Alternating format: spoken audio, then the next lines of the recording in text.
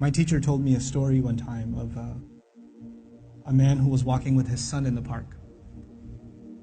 And they're walking together, and his son looked at a crow in a tree. And he said, "Baba, what's that?" It's like a 2-year-old kid. Baba said, "It's a crow." And he said, "Baba, what's that?" And he said, "It's a crow."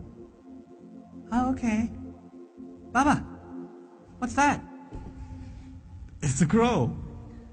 "Oh, a crow. What's that?" "It's a crow." It went on for 10 minutes. He asked him 30 times, he counted. Dad kept a score, and he put it in his little journal. "My son, today we were walking in the park, asked me about a crow 30 times. It was the cutest thing in the world." 30 years go by. The son is not 2, the son is 32. Father calls him, "Son, can I come over?" "Dad, it's not a good time right now." "Son, just bear with me. I just need like 10 to 15 minutes. That's all I need. Just go for a drive. I need to talk to you about something." Whatever. You know what? Okay, fine. So he comes over, gets in the car, they go over, drive over to a park. "What's this about, Dad? Can you tell me quickly? I got things to do." "Just take a walk with me, son. It's okay." You take a walk. You see a crow in a tree. The dad says, "Son, what's that?" "Seriously, Father? It's a crow." "Oh, son, what's that?" "Is this a game? I have things to do, okay? It's a crow. You can't see, I just got you new glasses last month. Why is this happening to me? Dad, why are you so difficult? I don't understand what the problem is. Just tell me what you really want. I'm busy, okay?" The dad pulls out his journal. He says, "Son, this is something that happened 30 years ago. We were walking down this park. You saw a crow. And you asked me 30 times. And I gave you a smile every time. You couldn't handle twice. What are we giving our parents?" I'm not even bringing Allah into the picture. The fact that Allah mentioned Himself and then mentioned His parents is, you think about that. What have they done for us and what have we done for them? What have we done for them? How many parents leave, like their children are in ICUs, and they stand there and hovering over this little glass box with a baby inside, 24 hours a day, 7 days a week, standing in a hospital, not even sitting down, standing in a hospital. Like feeding off of like vending machines. And that same kid grows up and doesn't have the time to call. That same kid. You know? How many mothers almost died giving birth? Almost died giving birth. And now it's so difficult to respond to her call. Or to just give her just a couple of minutes a day.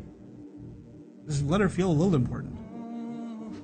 You know how unfair that is, that you were the most important thing to them and they are so insignificant to you? How unfair that is? You know? They carry that pain with them every day, that I am nothing to my children. I mean nothing to them, I'm worthless to them. You know, they have no time for me. When something is worth something to you, it gets your time. Most of you at this age, you want to just get away from your parents. You just want to be with your friends. You want to be on your own. You just don't want to be with your parents. You know? That's, you develop this crooked habit now and it will only get worse over time. Our parents have very, very, very strong emotions. They're very protective of us. For them, you won't know this until you become a parent. For them, it doesn't matter when you turn 60, you're still their baby. They still remember changing your diaper. They still remember feeding you milk. They still remember burping you and cleaning up after you peed in the back seat. They still remember that. You don't remember that, they remember that. My son won't remember that. I was like, I gotta go. Then all of a sudden he stops complaining. I'm like, oh, time to roll down the windows.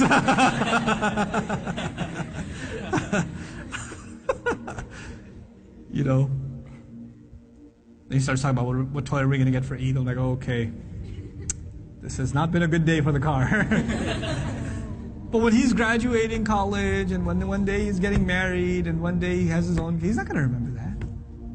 But guess who'll never forget? I'll never forget. I'll never forget carrying him into a bathroom, cleaning him up, changing his clothes. Abba, put the Spider-Man pajamas on. He won't remember any of that. I will. I will. And that same kid, when he's talking back to me one day, when he's telling me, Dad, I just don't understand you, okay? I don't have time right now. And he does, it's gonna hurt, man. It's gonna hurt. That's what you do to your parents. That's what I do to my parents. They were our life. They gave up their life for us. Our parents gave up careers for us. Our parents gave up vacations for us. Our parents gave up friends for us. You know that? I know that now. I didn't know that then. They had their entire life planned until you came along. And then you became their plan. You became everything. And you have the nerve. One thing doesn't go your way. You hear one thing you don't want to hear. You snap back at them. It says, we're not even talking about Islam right now. We're just talking about decency, man. Just decency. What have they done for you and what you give them back is so unfair. It is so unfair. My dad's so annoying. My mom's so this. They're always mad. They're never happy. They're this, they're that. What are you? What about you? I'm telling you, I can't say this enough times. If you don't earn your parents' du'as, nothing good will come of your life. Nothing good will come of your life if they're not happy with you. If you haven't done everything you can to make them happy. And never give them, you haven't, in all honesty, sometimes parents can be unfair. They're human beings, they can be unfair too. But if you have never, unless you have given them reason to be upset, if you've never given them a reason to be upset, then that's between them and Allah. But if you have given them a reason, and you have to ask yourself, it's bad. It's really, really bad.